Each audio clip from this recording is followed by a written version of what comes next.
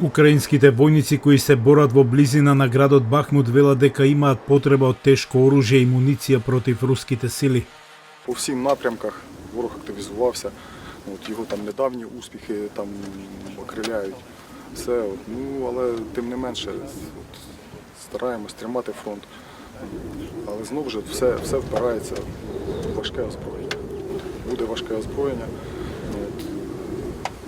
Будемо стримувати і не тільки стримувати, а й контратакувати.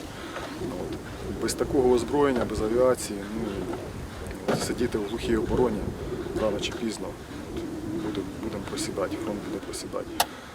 Председателите на 23 европски земји, вклучувајќи ги Украина, Германија, Австрија, Чешка, Литванија, Естонија, Латвија, Шпанија, Франција и Полска, апелираа директно до републиканскиот председател на представничкиот дом на САД, барајќи од него да се обезбеди американска воена помош.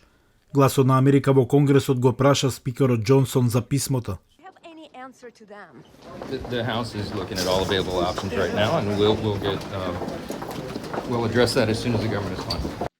Актуелниот ќорсокак доаѓа откако некои републикански пратеници на барање на поранешниот председател Доналд Трамп го блокираат во партискиот пакет за национална безбедност, кој би обезбедил финансирање за Украина и за промена на системот за мигранти.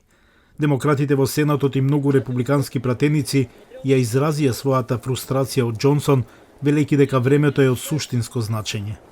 We passed a Ukraine aid bill with 70 votes. It is now Speaker Johnson's decision. Speaker Johnson has to decide whether he wants to go down in history as the person who handed Ukraine to Russia.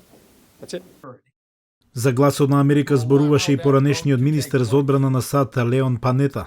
And I think ultimately the speaker has to understand that if he fails to provide that vote and he and the Republican Party will be viewed as being supportive of Putin. I don't think they want that. Во меѓувреме во Москва рускиот председател Владимир Путин го одржа своето обраќање пред нацијата кое се емитуваше во живо.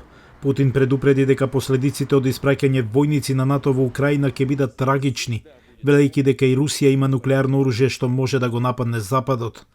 Францускиот председател Емануел Макрон започна разговори меѓу земјите на НАТО, велејќи дека Украина се бори за безбедноста на Европа и дека не може да се исклучи можноста за распоредување на западни трупи во Украина. За Алфа телевизија од Гласот на Америка, Јован Чономовски во Вашингтон.